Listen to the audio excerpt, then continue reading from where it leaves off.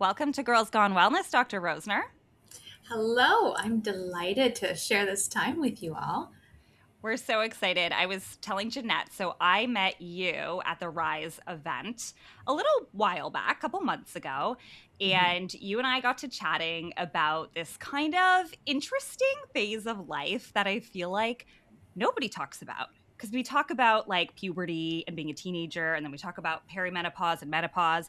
But that weird phase of life in like 30s and 40s when things start to shift doesn't really have a label, I feel like. And it means that a lot of us are going kind of dismissed in this stage. And I felt like when I was chatting with you, you knew so much, you're so knowledgeable, but you were also so passionate. And I was like, please come on our podcast. So we finally got you on here. Super excited to chat with you today. Why don't you take a second to just introduce yourself and tell us how you got into this specific health space? Well, thank you. That's the nicest introduction. So, my name is Dr. Keila Roesner, pronounced Keila like tequila, and I have a midlife women's health focused practice. I come from very much an evidence based lens in Stratford, Ontario. So, it's very much a rural community with a lot of interesting resources as well. So, I've been in practice 12 going on 13 years.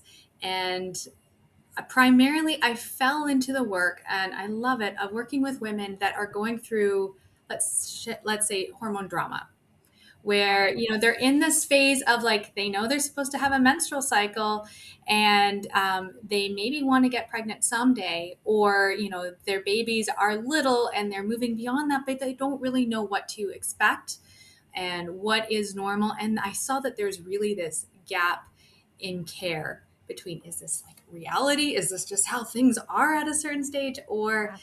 does this need more?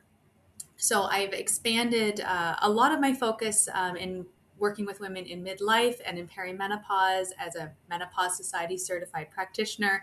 It's really an honor to have the ability to share space with women where we can talk through, what is it like in your body? What feels important for you right now? And what are your options? Whether that includes the use of prescription pharmaceuticals or hormone therapy or not. What are the things that we have access to that we can make the choice to keep on our radar on a daily basis? What do we not know is coming? How can we prepare for that? So that ultimately, the women that I work with, my goal for them is that they feel calm, confident, and clear about what's going on and what's coming next. I love it. I noticed you said there's gaps in the care, and I would also argue that there's gaps in medicine because I feel like we were not equipped with the tools to really help women through this stage either. It was a lot of like, okay, well, you're not quite there yet. You haven't lost your cycle, so it can't be your hormones, or it Mhm. could be maybe it's PMS, maybe it's PMDD, Maybe you have maybe it's PCOS. Maybe yeah, you're who knows? pregnant. Maybe you're bored. Maybe you're reading too much online, right?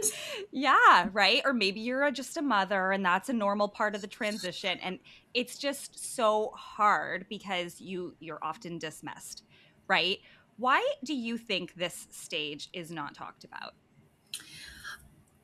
I feel like this is a stage, and by like this stage, I mean like literally anywhere between your like say mid 20s Yeah. to maybe up until you make the decision to expand your family. Sometimes it's not a decision and it happens. Yeah. Sometimes it's a prolonged stage of sitting on the fence, and or you're on the other side of having your children. So this is really like a 20-year gap or 20-year phase that we're maybe considering. And I think Mm-hmm. this maybe is more of a mindset. It's not necessarily about fertility. And maybe things haven't started shifting, or maybe they have and it's not quite as obvious yet. And I feel like this is a challenge because this transitory phase, it's not like a waiting room where you're waiting for perimenopause, you're waiting for fertility or your family, but it is a state of being where there can be a lot of expectations and Mm-hmm. responsibilities, and increasingly a lot of awareness for many of us that things are changing or that they will change one day. And because of social media and because of increased access to information, Many of us are looking harder at our experiences compared to other people's experiences with what we're sharing online than we've ever had access to in previous generations. Mm-hmm. And this is coming at a time when we're sharing and like living alongside other people's very curated version of their life and their experiences and their motherhood and their, glow ups. Well, at the concurrently, a lot of marketing is disguised as sharing. And then we might start going through second puberty, which is perimenopause. So we have the state of like a goldfish bowl of like, what are they doing? What am I doing? Is this normal? Mm-hmm. Is this normal? But I don't think it's perimenopause. Or is it? Am I normal? So for many of us in this phase, you might be in the trenches of trying to get pregnant or recovering from a pregnancy or multiple pregnancies. And that phase, like it takes truly at least 2 years to like mentally and psychologically and physically start to feel like yourself. Like we Yeah. get glimmers of it, but like 2 years. And when you're raising like small feral humans, like it's wild. Or, I mean, you could be my age and actually be a grandparent. Like there is Yeah. so much like diversity of experiences in this phase. True. And the other interesting thing too is that for many of us, our menstrual cycle has been this timekeeper throughout our adult life. From the time that you're 10 or 12 or 16, whether or not you took oral contraceptives, whether or not you had an IUD and things are kind of spotty or didn't exist, or you were unmedicated and had your menstrual cycles like raw and in the wild and raw dogging it. And it's like this vital sign, like that gives us this feedback about how your body's experiencing your environment. So when some of us start to notice that things are maybe shifting, whether your cycle's wobbling by a day or two, or it has been consistent, we are getting feedback. This feedback is your menstrual cycle from the time that you bleed up to ovulation, and then this waiting period of, am I pregnant? Am I not? Whether it's in my life plan or not at this stage, your body's experience of that period will be, or that ovulation will be affected by how you are handling your stress. Mm-hmm. Any change to nutrition, even if it's adopting a healthier diet, your body knows something's up. Or your movement or medications, your sense of safety in the world. Whether you're sleeping. Well, at the same time, how you experience your menstrual cycle is definitely affected by your long-term experiences of like your menarche. When you first got your first period, what were things Mm-hmm. like? What were things like in a fertility phase? How did you feel postpartum? So, welcome to my TED Talk. Long-winded explanation of why I love women's menstrual cycle health and literacy so much. It gives us this beautiful picture of how we're doing and Mm-hmm. this kind of crystal ball of where we might be going. Mm-hmm.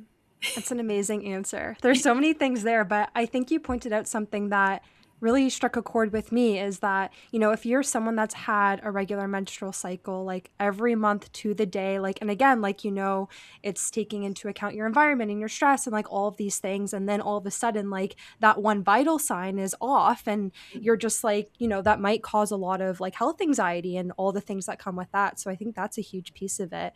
And, as you were talking, I was Googling, which is funny, the age range of women that usually see naturopathic doctors. It's in the 30 to 44 year age, Mm-hmm. right? So it is Wow. that, middle age women that's seeing naturopathic doctors. And I know me and Vic have talked about it so much where it's like, I think we had maybe 2, maybe 3 lectures on like perimenopause, but like not even Maybe. perimenopause, I think just menopause, right? So Mm-hmm. like there's this huge gap of our education. And then the people that are coming to us, I know that's a whole other rant, but there were so many things you touched on there. But Mm-hmm. yeah, I just wanted to throw that in because it's unfortunate, but I know there's a lot of extra training and stuff that we can do outside of it. But so many things to touch on. There truly is. And you know, this is such an amazing age range to work with. I mean, I love working with people of all ages because there's something to learn for Mm-hmm. me personally. And you never know where somebody is at their state of readiness, like what they might take away from a conversation that sticks with them for years. But at this age, we have so much going on for many of us. Like we might be raising a family, we might be launching into a second career. You could be a grandparent, who knows? Yeah. And often at a time where the women that I see are often at a point where they're fed up. Mm-hmm. They are tired of trying to do all the things and realizing that it's not sustainable. And our menstrual cycle gives us that feedback every single month. Yeah. Perimenopause is this really wonderful opportunity of second puberty where like things don't function the way that they did, and it gives us this chance to reevaluate what's working in our life, what needs to be brought to our attention, and Yeah. where can we start to make some shifts for the next phase of our life. Yeah. So it Mm-hmm. is such a cool phase where we have a bit more stability and have the wherewithal to start to make some changes. Mm-hmm. Absolutely. Mm-hmm. If you have someone, maybe they're coming into you for the first time, maybe they've never seen a naturopathic doctor before, you know, they're feeling overwhelmed, they don't know what to do. Where do you start with them first? Are you starting with lab work? Are you starting with looking at their diet? Like, what is step one for you with your patients? The most important thing to me is always going to be to understand what's important for the person in front of me. Mm, So I always ask, like, what are your goals? If we could wave a magic fairy wand and, you know, have your health exactly the way that you want it. Or on the flip side, what are we running towards with your health so that in 3 months, 6 months, or in a year from now, we know that we've been on track? Because so often it's very easy for us to say, you know what, I just don't want to feel tired. That's often what I hear is, I just don't want to feel so tired. I want to be excited again. I'm bloated. My hormones are imbalanced. I just feel shitty. And we're really quick to say what we don't want. But if we don't know what we are running towards, how I approach and support you is going to be very different if it's like, I don't want to be so tired, but I'm going to keep doing the stuff that keeps me tired. Versus, I want energy because it's really important that I, you know, get this additional degree. Or it's really important that my children see a mother that's excited to play with them. Or that I can be present for my parents that are going through cancer treatment or whatever it might be. There's a totally different energy behind those two things, even if the main concern is fatigue. So the most important thing first is, what do you want? Mm-hmm. What is that going to shift for you? And then one of the beauties about naturopathic care is that we have the time and the space to talk to somebody. So when I'm working with somebody, we spend up to 75 minutes on our first visit. And a lot of that is me getting to know the person, how they eat, how they move, how they think, how they handle their stress, and what's pissing them off the most. And that's often where we start. So, for a lot of hormonal concerns, it really is going to be affected by how they do their life. So, yeah, I want to hear how somebody's eating. And I don't care if it's 1 cup of coffee versus two. I don't care what kind of creamer you're putting. I don't care if it's GMO wheat versus not. I care that Yeah. you're eating, like that you have a breakfast and that you have a lunch. And then we're not getting hyper focused and weird about our food. mm, Mm-hmm. I care that you're going to bed. I care that you have movement. I care that you have something like joyful and sparkly to look forward to in your life. And when I see that some of those things are off, I mean, that's a great opportunity to add. I am such a nerd for having data. So, blood work is often a great place to start, Yeah. but I often need to qualify with somebody what kind of blood work makes sense, especially in the world of hormones. So, one of my favorite things to do is to go through blood work with somebody and say, cool, you've had all of this testing done or none of it done. Great, that's an opportunity. Let's translate it so that you know what this actually means in the context of how you are feeling. it's generally at our second visit. We put our heads together. We call this their health reveal. And then we say, okay, cool. Like based on how you're feeling, how you want to be feeling, and where you're at now, let's make a plan step by step to get you there. Mhm. Hmm. I love that.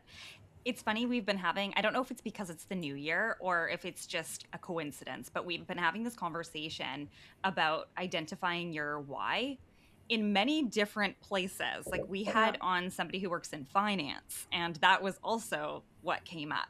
Figuring out why it's so important that your finances are kind of more together than they are right now. Figuring out why you don't want to be tired anymore. I think it changes everything when you have that perspective, right? Nobody wants to be tired, but why? Well, I want to do well in my exams. I want to start my career, like all of those things. I think it really changes everything. So I'm glad that you touched on that. It's a really important part, I think, of everybody's treatment. Mhm. Well, totally. It makes the world of difference, especially if a lot of things that are going to affect our hormonal well being are like the boring basics. Like it's Mm-hmm. not the supplement stack. It's not the giant protocol. It's not like the really expensive like vibration plate or red light therapy. Like, I mean, some of those things are super cool if you Yep. want to buy them, but it's like the what can I make sure I'm doing on a Tuesday Mm-hmm. Yeah. that makes up a lifetime of Tuesdays that affects how we experience our health. Mm-hmm. So when we understand why we're doing something, we can be like, yeah, okay, like I will soak my beans and cook my chickpeas so that I have lunch. Mm-hmm. That I think like that's what really makes the difference is knowing the why so you can do the thing that you gotta do. Mm-hmm. Mhm. I And love then, that. we get to have this honor of sitting with the person and say, okay, let's figure out what you gotta do that you can do so that like it works for you, so that it's gonna happen for you. Can we talk about supplements for a second? One of the biggest issues we have with supplements that we have talked about again and again on the podcast is that people are taking them and they don't actually know why. That's why we've been loving Stay Above Nutrition lately. First, I have to talk about their Muscle 5 protein. Developed by world renowned scientists at McMaster University, this 5-in-1 formula delivers 40 grams of protein. But that's not all. It also includes actual clinical dosages of creatine, vitamin D, and calcium. No more taking all of these supplements separately. You get them all in one scoop, and it actually tastes good. Now let's talk about creatine, their creatine 1. It's true creatine is having its moment on social media right now, but the truth is creatine is one of the most well-researched supplements out there for strength, performance, muscle recovery, even cognitive and sleep support. 1 gram of creatine is in each pink lemonade chewable tablet, which makes getting 3 to 5 grams a day super easy. And lastly, we have to talk about their Trim 7. We have to be clear, this is not a fat burning magic pill. It's a metabolic support formula. And if you already have your basics dialed in, like your protein intake, lifting weights, getting your steps in, sleep, nutrition, something like Trim 7 can support your energy levels, appetite control, and help you show up better for your workouts. Approved by Health Canada and studied in a double blind, placebo controlled, randomized clinical trial at McMaster University. Within this clinical trial, Trim 7 induced on average a 4% fat loss over 3 months while specifically preserving muscle mass. When you have better energy, you train harder. And when you train harder, you build muscle. That's what actually changes your body composition long term. For this month, we have partnered with Stay Above Nutrition to give our listeners 20% off their products so you can see firsthand how effective and delicious their products really are. All you have to do is use the code GGW20 at checkout. If you want to check them out, we'll link Stay Above Nutrition and the code in the show notes. Now back to the show. And I want somebody to feel a sense of success right away. So something that I have done for years is that at the start of every single visit, I ask my patients, what are your wins? What are you feeling proud of yourself for starting or for doing or not screwing up? Or for like kind of half-ass maintaining even when things were hard. And like right at the top of their treatment plan is an ongoing list of their wins. Because it's amazing how quickly somebody forgets, oh, I don't have chronic daily headaches anymore. It's amazing how much that we forget. Like you went from pooping twice a week to every single day. Mm-hmm. So when we get caught up in like months of doing the boring Tuesdays, we forget how far we've come. And if nothing else, when we are going through a period of a lot of change, or when there's just a lot on our plates, particularly as women, where we know that things eventually will shift with our hormones, one of the most important things that we can do is have a good relationship with a compassionate person in your corner. And it's great if that is your healthcare provider. Mm-hmm. So that's one of the ways that I want my patients to feel like they're on track and succeeding, and by celebrating those wins, no matter how silly and small they are. Mm-hmm. I love it. I love the boring Tuesdays analogy. I'm going to be using that. It's so true. Like, that's such a big theme that we talk about all the time in the podcast. People are probably bored of us talking about it, but it's so, so true. Like, if the vibrational plates and the red light therapy and all those things worked, like, I mean, we would be recommending them right, left, and center, but it's fiber and protein and eating vegetables and boring Tuesday. So I love that so much. Agreed. I want to talk about hormones because, of course, this is a huge discussion in this population of women and huge discussion online as well. And I'm sure you hear it from your patients every single day. Do I need hormone testing? What are my hormones doing? My hormones are imbalanced, all of these things. And I think, like what you said before, when you've had this vital sign for so long and things are off, like it's natural to look at your hormones and be like, something is off here. So how do you kind of have this conversation with your patients, if someone is having normal cycles but they're feeling off in this phase of life, or maybe they aren't, maybe they aren't ovulating, or there's something going on there? How do you kind of work that up with your patients and have this conversation with them? It's my favorite. It's my favorite. There's no Big TMI in question. my office. I love it. I mean, I usually would ask somebody, like, what's your experience of your menstrual cycles like? And sometimes that means we need to talk about what a menstrual cycle specifically is, especially if I'm working with a young teen or somebody that's been on birth control most of their life, and that's fair.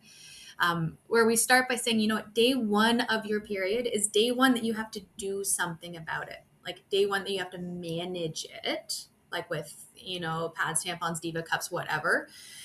And then, like, how are things during your bleeding phase? What do you feel physically? What do you notice about your energy? How are you? And then, do you notice anything between then and your next cycle? And some women start to describe ovulatory pain, but they didn't know what that is. So we say, how are things the week after your period? What about 2 weeks after your period? Do you notice any shifts in your energy or your mood or how social you are, or your cravings? Like, how do you feel during those times? Is there any abdominal sensations? What about cervical fluid? Are you noticing any shifts and changes? And it is astounding to me the number of women that don't know about their cervical discharge and their mucus because they just think they have a chronic yeast infection, or they need to wear like pads all the time, because it's not talked about Yeah. very rarely, unless you're in the fertility world, and then like everyone's on about your cervical fluid. And then we talk about, okay, well, what about the 2 weeks? The 10 days, the 7 days before your period, the 3 days before your period. What do you notice about yourself? Do you notice any changes in your mood or your energy? How bloated you feel? Do you notice breast tenderness, headaches, a joint pain, like lethargy? What's going on there? Do you notice a shift when you start to bleed again? So I'm really interested in what that walkthrough of the menstrual cycle is. And if somebody says it's fine, like, okay, cool. Like maybe that's not an issue for you, and that vital sign is vital. But often the experience is like, you know what? I do feel kind of achy. I do feel a little bit tired, or I do feel a bit crampy. And you know what? A vast majority of women will experience some premenstrual symptoms. So symptoms that are primarily, a couple of days, like 2 days, 1 day, or up to 7 days prior to their onset of their period or their menses, premenstrual, that normally only exist within that couple of days or week or so before their period. That's the majority of women. And whether that is, I have a headache, I feel more tired, I'm a little bit moody, I just want to stay home in my comfortable pajamas. That might be an everyday experience for some of I us, was but gonna like it's say. going to be a bit more heightened. or I'm hungrier. I notice that I drop words personally premenstrually. Like my brain is just not quite as articulate. My mouth is not as articulate. I'm not talking my brain the same way. Um, I'm curious of what that experience is. And if someone's like, oh boy, yeah, it's rough. It's rough. My family knows what's coming. My kids know what to watch out. Then I'm a little bit more curious because while a vast majority of women will experience some premenstrual symptoms, and that's pretty normal. Like we want to have our menstrual cycle kind of surprise us, but we might notice if we're a little bit more self-aware that we're tired or that something's shifting. But if it's like a really obvious shift, that's when we might want to have a supportive plan. Mm-hmm. So I most of like us that. have on our radar like PMS. Oh, I'm PMSing. Like I'm PMSing. Like Mhm. that becomes just kind of like a verb. Like this is what I'm actively doing. There's a small minority of women. I think it's like 2 to 5%, and I do think it is underdiagnosed that will have the experience, like the evil twin sister of PMS experience called premenstrual dysphoric disorder or Mm-hmm. PMDD. And this is like PMS on steroids, where you certainly can have those physical symptoms like breast tenderness and lethargy and like body pain. But then we have a whole lot more of an obvious mood shift, like Mm-hmm. a lot more obvious, to the point that it's clearly affecting their social life, their family life, their interpersonal, their professional careers. Mm-hmm. And with PMDD, it is so misunderstood. And a lot of women that are experiencing feel helpless or at the mercy of their hormones. Mm-hmm. And because it is something that we don't know as much about, there can be a lot of misunderstanding, a lot of white knuckling, a lot of unnecessary grief and guilt after the fact. Mm-hmm. This is a real area of interest of mine, because I've had a lot of family members actually that have been diagnosed with PMDD, and we had a lot of lore in my family. My family was a very like, let's talk about our health, but like in weird terms. We always talked about menopause as the change. When my grandmother went through the change, she Mm, experienced X, Y, and Z. yeah. But Mm-hmm. we also have in our family history this lore of like my great aunt who for 5 days a month like literally had to go to a cabin in the woods because she couldn't stand around to be around people. Mm-hmm. Mm, And if I think if we all start to think about who do we know of in our life, there may not be as much of an extreme as that, but there are certainly, we don't have to think that hard to think of, oh, I understand that. Mm-hmm. So I find this area so interesting because these women often don't feel like they're in the driver's seat when they're having PMS on steroids and it's PMDD. So it can feel really frightening to them. It can feel Mm-hmm. like a loss of control, like you're being strapped into one of those tiny little seats at the amusement park, and you're at the top of the roller coaster, and you didn't want to be on it, and you didn't sign up for it, and you have to pee, and you know it's about to go down the top, and you can't get out. Mm-hmm. So it's very misunderstood. I feel that it's hard for women and their families that are experiencing this, or even just normal hormonal like stuff, because we do get so used to taking on a lot. Like we heap a lot on our plates. And we're really willing to heap a lot on our plates when it means we're signing our kids up for summer camp and we're signing them up for this advanced dance class in ringette, and like we're making the lunches, and like we're going to do all this enrichment stuff for our kids, and we're going to without question show up for our family and all these things. Yep. But we do question when something is for ourselves. And when we get into such a mode that it becomes our personality to give and give and give and like take up less space and minimize our experience of suffering and not feeling well, Mm-hmm. it costs us all. Part of me wonders that when women have a lot of premenstrual rage or PMDD, if this is their brain saying like, whoa, this shit is not working for you. And the things that you've been feeling, like now it can't exist. Like, it can't not exist. We're bringing it to light. Mm-hmm. And when we're in this mindset of continually like, I'll take up less space, like, it's fine. How are you? It's fine. I'm fine. Yeah. Meanwhile, we might have like the craziest shit going on in our life. Like, our parents might be really ill, Yeah. or you might be, you know, having a newborn, or you might be like doing this whole other amazing thing, but it's fine. That we normalize, like, just not feeling okay. Mm-hmm. So that if we finally do get to a point where someone's like, you know, you really should get some help, and we have somebody sitting across from us saying, like, hey, like, how are you? What has this been like for you? We either do one of two things. A lot of women will sit there and be like, it's fine, like, it's okay, like, my periods are heavy, like, and I'm kind of tired. And that means like we're not really sharing truly what's going on. And then the person that's like our doctor or nurse practitioner or naturopathic doctor or whomever doesn't have the opportunity to truly see how bad off you are. And then they can't support you properly. So they can't actually do their job if we are not taking up the space to say this is not okay. Yep. So then, of Yeah. course, we're unsatisfied. Yeah. Mm-hmm. Or the second experience that I see a lot in my office when I'm looking across from someone and saying, hey, how is this for you? How has this experience been? How do you feel right now? Like, I know you're expecting your period in 3 days. And when you're quiet and you pause and say nothing and give space, they cry. Mm-hmm. They cry. And not that I necessarily want to be the doctor that makes everybody cry all the time.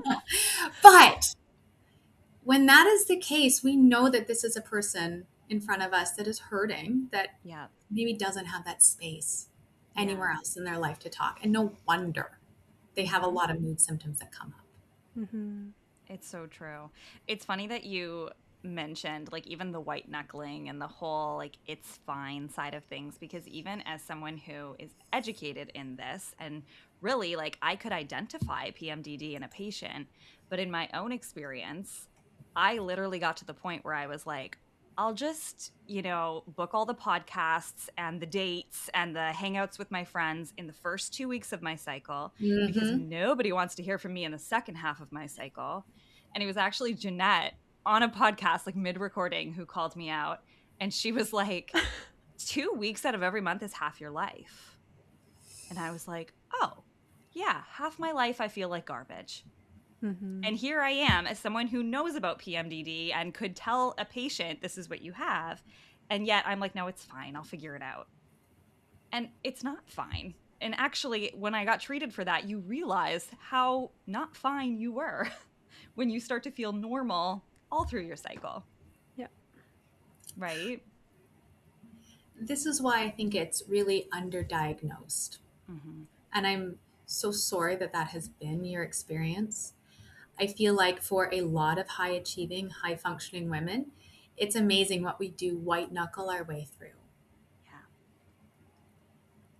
That is where I think, especially if you identify as that person that gets shit done, that does a lot, that looks like you have it all together, that really is an opportunity. Even if you're like, okay, it's still fine, it's okay, I'm doing life, like I'm not a dumpster fire totally. That's when we really do need help. Absolutely. I want to ask this, and I don't know, you may have touched on it before, but say there's someone who maybe is at their like mid to late 30s, and maybe they've dealt with PMDD or PMS even in their 20s or teens. A lot of times, like when I would have patients in clinic, and I know Vic has had this experience as well, is you'll have women in their like mid to late 30s come in and be like, it's worse now, or like all of the symptoms that I've had now are worse than how they were before. Is there something that's going on here? Like, why is it that all of our symptoms seem to get worse? Are they actually getting worse? Or is it like, this white knuckling, or we're just dealing with a lot of other things outside of, our health? What do you think is going on there? Ooh, I love it. So much is going on. I mean, much like with our finances or with our nutrition, the things that we put awareness on, when we start to focus on it more, we start to notice more. And it might be that if somebody is doing the right thing and tracking their menstrual cycle, which I recommend for everybody until you no longer have cycles, is just track. Mm-hmm. So that we can see a record of your health alongside your menstrual cycle. And if you're starting to notice patterns, you might start to notice that there is a more discrete pattern of like 50% of your life, you don't feel great and you say no to things, and 50% of your life, you're like on fire in the best way. Everything about our biology in our reproductive years is, whether or not you want children, and that's part of your life plan, is about getting you to ovulate. It's to get that egg out the door, out of your ovaries. Your brain is sending all these cues to get that egg out, and then you've released the doves. Like, you either ovulate or you don't. And then if you have the opportunity, you are either pregnant or you are not. So everything about our biology is, are we safe enough to ovulate? And are we safe enough to get pregnant this cycle? So if we are white knuckling our way through a lot of things, or we are cutting carbs, or we are trying to go on a weight loss journey and just reducing our calories, even though we're eating really quite healthily, or we're joining CrossFit and we're like New Year's resolutioning our way to being a better human, whatever. Our body has to do something with that information. And if your body senses somewhere along the way, oh, this maybe doesn't feel like a great time to release that egg or a great time to get pregnant, you might have a weird premenstrual experience. And if that is month after month or year after year of like things aren't changing or they're constantly changing, your body is giving you symptoms for a reason. So the more interesting question is, how can we make your body feel safe enough to ovulate peacefully, to have a peaceful period? Now, that being said, a lot of women do start to notice that their premenstrual symptoms do get worse with time. And we often say around perimenopause, but that for some of us can start in our mid or late 30s, way earlier than many of us have in mind or on our radar. Yeah. So when that is happening, in most cases, our hormones are totally normal. We are not generally testing our estrogen, our progesterone to see if they're out of whack or imbalanced, or if this is why we have PMS. Most times they are going to be within an expected range for that part of your menstrual cycle that you're testing for. It's that during perimenopause or in the early stages of that, those normal hormonal fluctuations that are happening, our body can become increasingly sensitive to those normal changes.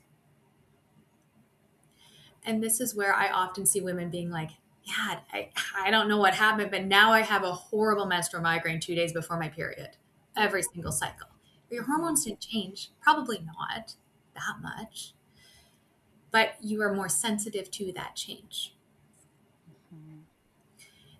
And that's when we also start to see some of those mood changes. There's a lot that we don't know about PMDD, but one of the thoughts is that as our estrogen and progesterone fluctuate and change after we ovulate and just before your period, if you are not pregnant, is this changes how much serotonin is available in our body and how many receptors that we have. And serotonin is of course our like, we feel good and satisfied neurotransmitter. When we are low in serotonin, we get crusty and cranky and irritable. When we are okay with serotonin, we're content with life. We're good. But when we have less of that, it's less available at certain points of our cycle because of these totally normal hormonal shifts, we can feel far more irritable. And for some of us too, as our progesterone drops, if you are not pregnant, your progesterone sobers you up real fast, 1, 2, 3, 4 days before your period.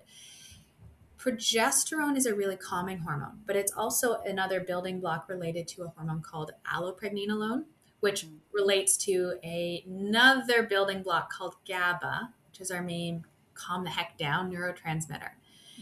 And when we have abundant GABA, we are calm and we're chill. But if something about how our body's handling GABA and that allopregnenolone and whether or not we're ovulating on time and making as much progesterone, once that all gets gummed up, you're more likely to feel anxious. So in many cases, the hormones are normal. We are more sensitive to them. And as we are increasingly sensitive, we can have more mood changes as a result, whether that is becoming increasingly sensitive to rejection, hating the world, like wanting to burn it all down and, move to a different part of civilization or not, or just we can't stand anything, or we're crying. And that's the roller coaster that is so disorienting for so many women. Mm-hmm. It's funny that you mentioned like cutting carbs and CrossFit, and it's all the things that like we've been taught this is going to make you feel better. And actually, like, it's probably the worst time to cut carbs when you're PMSing. It's the worst time to cut carbs. Like, it's It just totally going to make is. it worse. I mean, and that might be good advice to a certain extent, because here's the thing. We can have multiple hormonal patterns going on at the same time. Right. Yep. Somebody could have polycystic ovarian syndrome and have cysts and become insulin resistant, and we don't want to go crazy with the quick and dirty carbs. Right. But if we're trying to ratchet it down and we've not been given proper nutrition support, we may very quickly cross that threshold to where our body doesn't feel safe enough to ovulate. It doesn't feel safe enough to have a low drama period, even though you're doing other healthy things, sort of. Yeah. You can have PCOS and endometriosis. You can have endometriosis and PMDD. Like, you can have multiple things.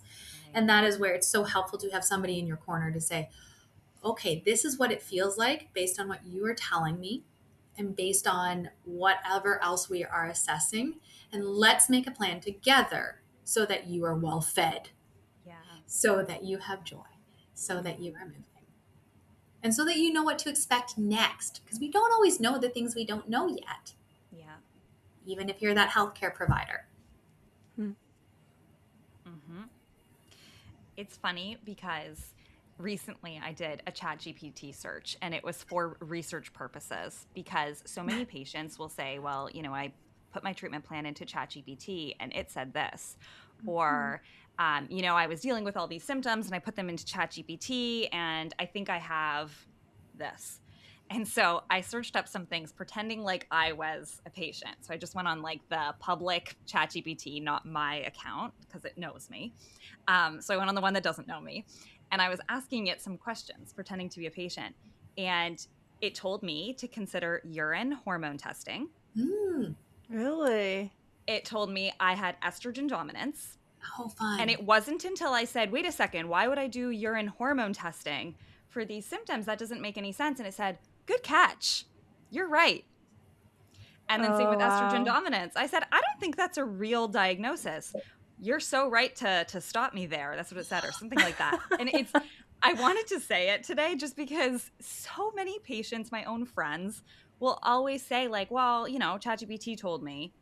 And it's like this, I can't imagine, if you don't have the ability to kind of discern what is true and what's not in medicine, how overwhelming that must be when you're told, do this, do this, do this. You spend a lot of money, you spend a lot of time for very little results, when you could be seeing someone who kind of helps you put that puzzle together. Totally. Right? Yeah. I was shocked. I was so mad at that damn robot. Like, as if you're telling me to do the Dutch test right now. You need to make a post on that, because that is so important for people to see. And you know what? I would never fault somebody for being curious about looking for more information, because that's usually coming from a place of like, I don't feel heard. I don't feel supported. I went to my doctor and it wasn't a great experience because maybe I didn't have the communication skills to very clearly say, here's what's going on and here's how it's affecting me on that random Tuesday. Right. Maybe we didn't. Maybe we did and we were still dismissed, or we didn't understand why they made the recommendation to not test our hormones or to do this other thing, or we didn't like the prescription that they offered us. So then we turn to our friends and we find like this mom influencer who I'm sure is coming from a great place. Yeah. With all the things. And we're told to take like all these things because we're not feeling well. And it's really challenging. And certainly we can fall into this journey as healthcare providers that are educated and evidence-based and being like, I heard this amazing thing, let me try it. And when we learn more, we do better. You know, I find the urine testing super cool, with the caveat that I used to run a ton of these when I was a younger practitioner, because at the time there really did not seem to be a lot of support otherwise. Right. And it was really helpful at the time to be like, oh, how cool is it that your body is metabolizing estrogen down this weird pathway? And like, but the thing that I found is it wasn't really changing my recommendations. Yeah, Yeah. exactly. And if somebody's like, you know what, I really want to spend $649 for like Oh, wow. all this testing and seeing what my cortisol is doing day by day, I'm like, power to you, sister. That probably won't change what we're going to do. Yeah. And so I don't order these anymore. Never, needless to say. But I find one of the most helpful things is truly like, what do you notice about your body? How is this working for you? And how is this not working for the life that you want to be leading? And then let's make a plan from there. So one of the more helpful things that I do find is that if you are tracking your menstrual cycle, as we all should be, if you're noticing that your mood just feels off, it can be so helpful to notice that, you know what, my mood's not really a thing apart from like an obvious stressor until 7 days before my period.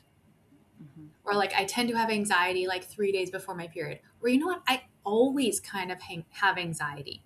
And it's that experience of when do we notice these symptoms that leads us to go down the path of like, is this PMS? Is this PMDD? Is this perimenopause shifting? Or do I maybe have something that's always present, like anxiety or acne or depression or insomnia? And am I experiencing a premenstrual exacerbation? Meaning like I always kind of have a thing, but it gets worse around my period or worse around my hormones shifting normally. Because then what we do to support that is very different if it's really limited prior to your period versus kind of always there but worse around your period. Yeah. Yeah, I'm glad that you touched on that. That was actually something that we wanted to touch on with you, but you jumped. You It makes sense. yeah, it does. It definitely makes sense because I know a lot of people are probably thinking that too, like, oh, is my anxiety worse during this stage? Or like, because you could have, an anxiety diagnosis or you could have a depression diagnosis, and that could be totally separate than, the PMDD, or it could be exacerbated during the PMDD, or you could have PMDD, right? I think I maybe messed up some of those up, but There's a it gets a little overlap. confusing. And that's a big part of why I feel that PMDD is often underdiagnosed, where a lot of women actually are coming in with a diagnosis of depression, anxiety, bipolar disorder. Yeah. But unless somebody is asking what's going on with your cycle, what do you notice? What's it like to be in your body?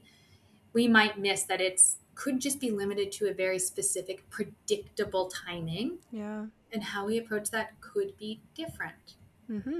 Absolutely. What is something that you want women to understand before they assume that something is wrong with them during this time? Ooh, that is so beautiful.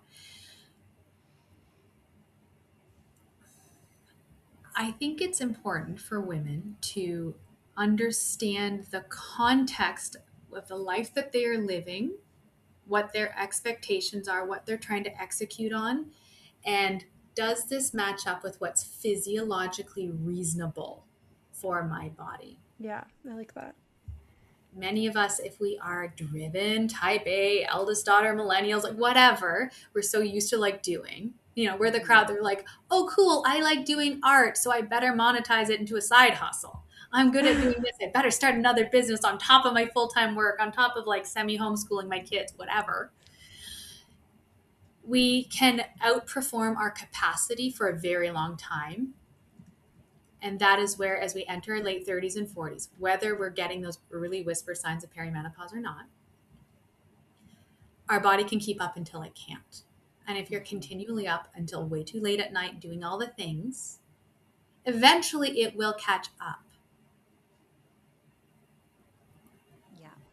So is what I'm doing reasonable for the life that I want to be living and for the way that I want to be feeling?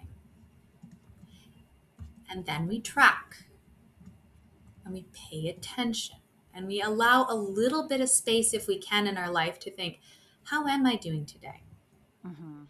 I love the idea of asking my patients to check in on their menstrual cycle tracking app when they brush their teeth at night, because we all know that we're going through far too many 15-second reels anyways when you're in the bathroom getting a minute to yourself. But you can log into your app and be like, did I have a headache today? How was my concentration? Did I have back pain?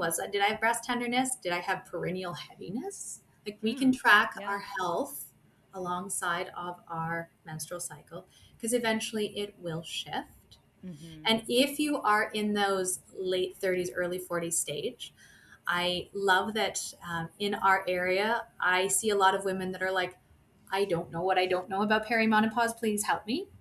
And we get to have that like health class 201 for like grown ass women version of care. Like, here's what's going on. And if we're starting to notice signs like, I'm more tired than usual, my sleep is disrupted, I'm having trouble falling asleep or staying asleep, or my sleep is restless, I have more brain fog, my mood swings are swingier, my PMS is getting worse. Sometimes those are the early signs that things are shifting with perimenopause, which means essentially we're turning down the volume. We're winding down our reproductive potential. We can still be fertile, but we can have some more aggressive swings in our hormones, and they can start to become quite imbalanced.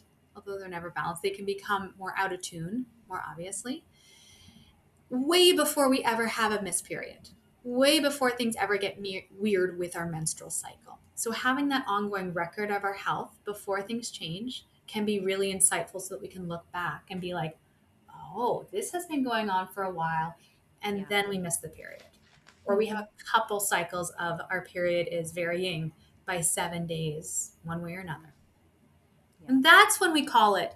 It feels like perimenopause for you if you've missed a period, or it's been more than 7 days irregular on a couple of occasions. And then we can look back and see those other not menstrual signs. And that's when we say, this feels like the early phase of perimenopause.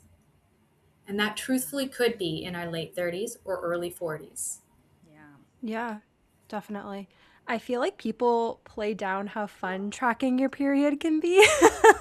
I know recently, like, I came off of birth control last year and I got diagnosed with PCOS. So I've been tracking my period, and I mean, it's all over the place, It's truthfully, all but over like the it's a little fun to like go It's in so every day and be like, I think this happened, or like I think I was feeling like this. And I'm sure like as the months go on, I'll find a little bit of a pattern. But yeah, I love tracking periods, and I think a lot of people don't really do it. I would be shocked how many patients I would have in clinic that were like, oh, I don't track it, or oh yeah, I think this happens, and like they're not quite sure. So until you have it down on paper, you don't really know what's going on.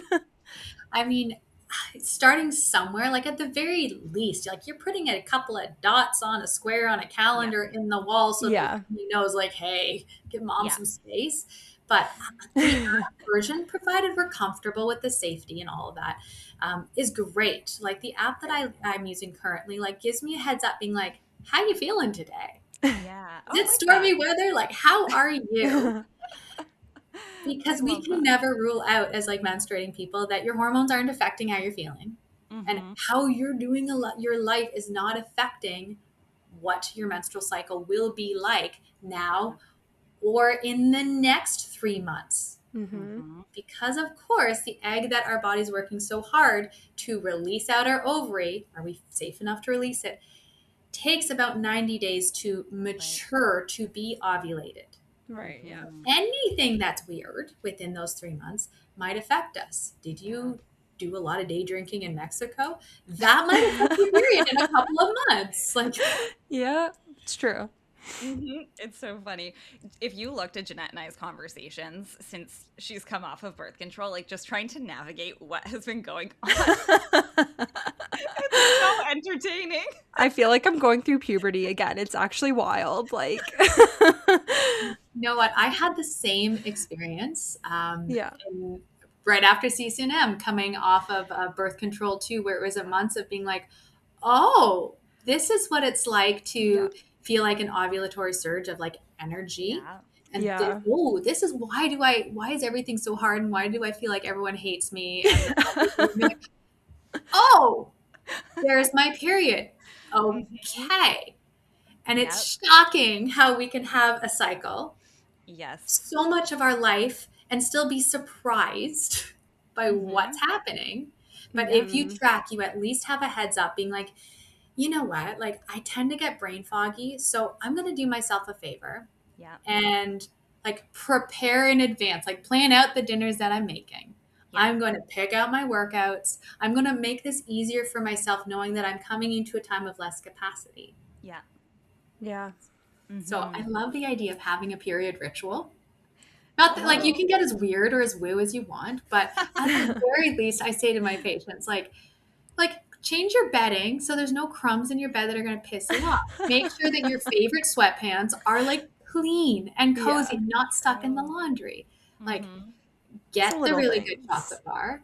Like, Yeah. pre-bake the sweet potatoes or like buy the salt and vinegar chips, like whatever it is, so that you have like a ritual to sink into at a I time when like you maybe that. don't have the same bandwidth, Yeah. and plan for it on purpose, Mhm. especially when we don't give ourselves the down days, Yep. when like we're performing all the time and then suddenly our body's like, no girl, like you're gonna be taken out and you have no choice because you Yeah. didn't give us the opportunity. So like Yeah. Mhm. we make it a thing on purpose, and sometimes that changes how we feel about it. Mhm. I love that. Yep. It's so true. Our last question here before we do rapid fire is, what does this phase of life look like for women when they are supported? What does it look like in your late 20s, 30s, early 40s when you are seeing someone like yourself and you're kind of putting these puzzle pieces together and you're being heard? What does that vision look like for people? It should feel easy, or it should have ease, I should say, not Mhm. necessarily easy. If our menstrual cycle is our additional vital sign, for the most part, ideally we should know when our period's coming, not because we turn into a Jekyll and Hyde creature, but because we're intuitive to know that, like, I am a little bit more tired. I'm feeling a little bit more withdrawn. And then we're not totally surprised, but when we start bleeding, but we're kind of surprised because it wasn't taking us out. Mhm. If we are well supported at this phase, we are moving our bodies regularly in a way that feels good. We have peaceful nutrition. And that's not me saying that everything has to be gluten free.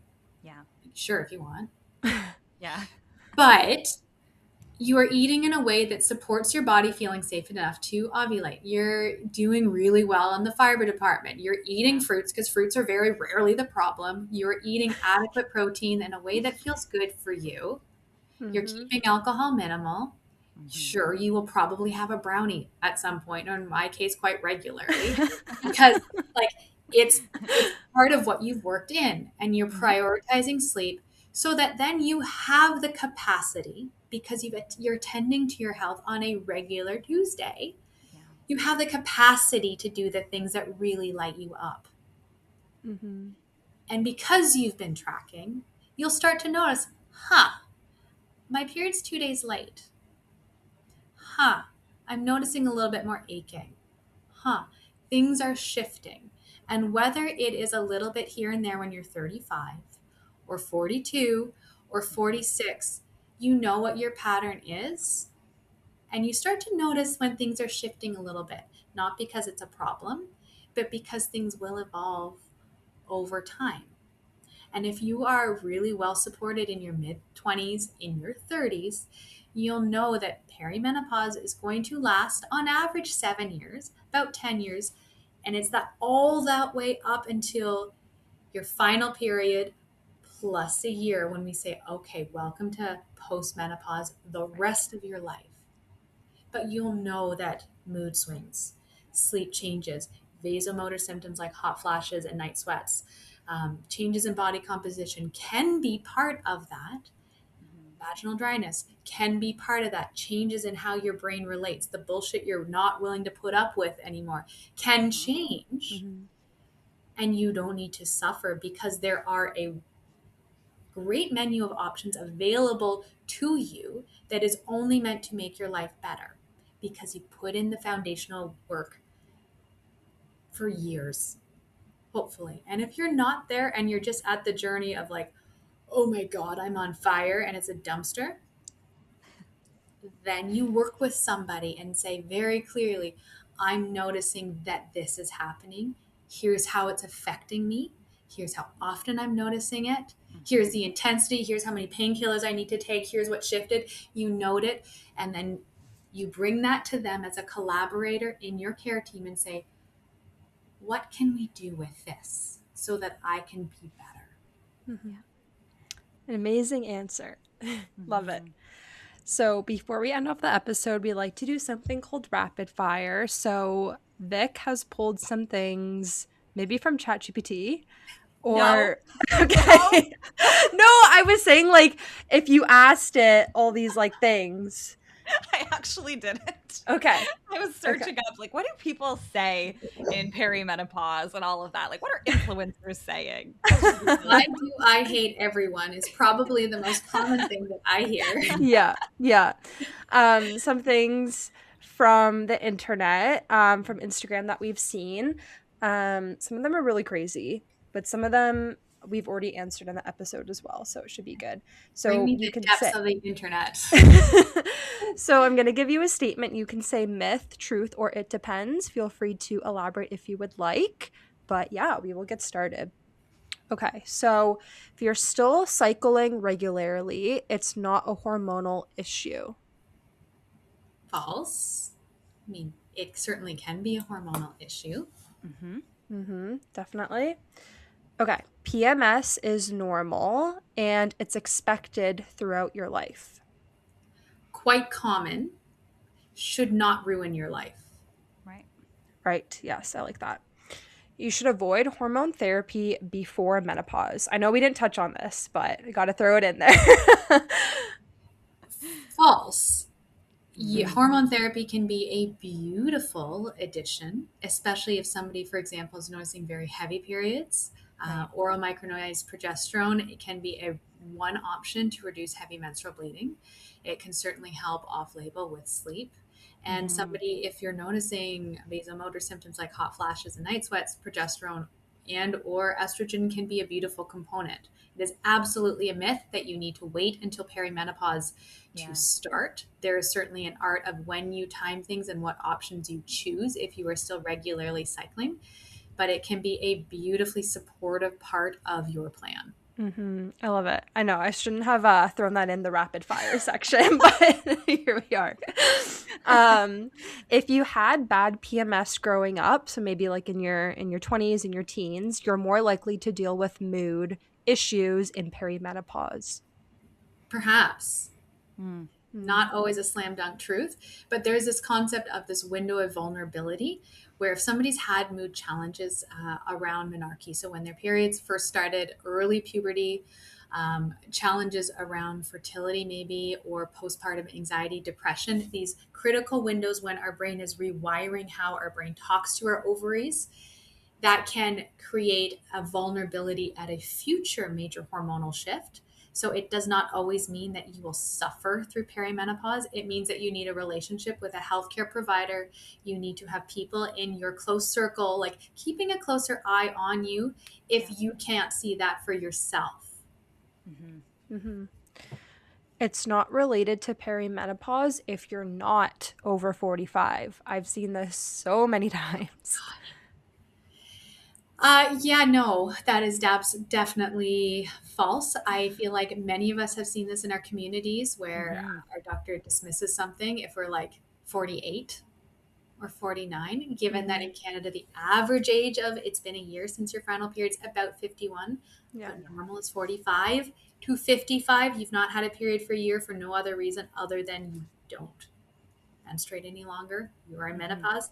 And if that can be up to 10 years before, you can certainly be 35 and starting to get the odd hot flash before your period.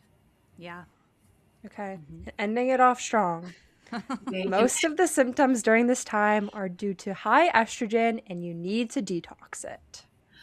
No, I had to throw that in. definite myth. That being said, sometimes the herbs and the nutrients that people have used as part of estrogen detox can symptomatically be helpful. Yeah. Right. But there are many points of your menstrual cycle where your estrogen is meant to be higher You Yeah. want because it to be. that's what's Yes. happening to get that egg out the door, or meant to be Yeah. lower because we're not working on ovulation now. So, no, no, no, no. Perfect. No, no, no. I love it. This was amazing. I knew you were going to be great. Like I said at the beginning of the episode, it's not just the knowledge that you have. You're obviously so knowledgeable, but you clearly care. And I just love that. I think that it just Mhm. adds, it elevates a podcast, in my opinion. So thank you so much. Take a second to tell our audience where they can find you, where they can book with you, all that good stuff. Amazing. You know what? It is such an honor to share the space with both of you, and that I get to do this work every day with Mm. women in my community, because I do believe that when we're well, we have this spillover effect into our families and Yeah. into our community and people around us. We deserve to feel well. And if we're busy feeling crappy, everybody misses out, but most importantly, us. So Yeah. I Yeah. get to do this work. Um, my new website has been updated. I'm at KeilaRoesnerND.com, and I practice in Stratford, Ontario. I'm fairly active over on Instagram at Dr_Keila, and I love working with women in midlife through hormone drama to feel calm, confident, and clear about what their healthcare options are so they can go ahead and do life on their own terms. I love it. We'll have all that information in the show notes. Thank you so much, Dr. Roesner. It's my pleasure. Thank you. Thank you.